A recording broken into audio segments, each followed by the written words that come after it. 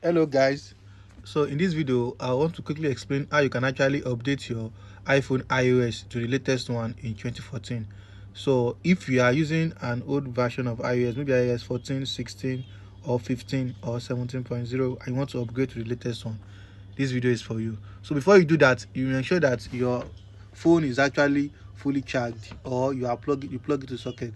Also ensure that you have enough storage on your phone, as this might take some part of your storage. So, and also ensure that you have a strong internet connection, preferably Wi-Fi, because it might also take part of your data.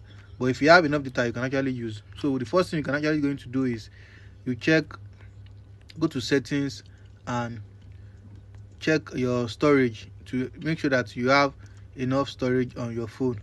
So but if you don't have storage, you might need to delete some of your information or some things on your phone, or you can also back up your data before you do the upgrade.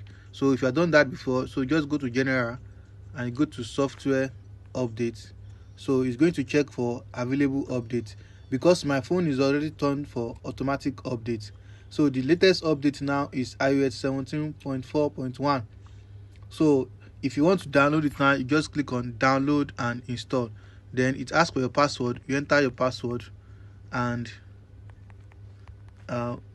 voila, you click on download and install.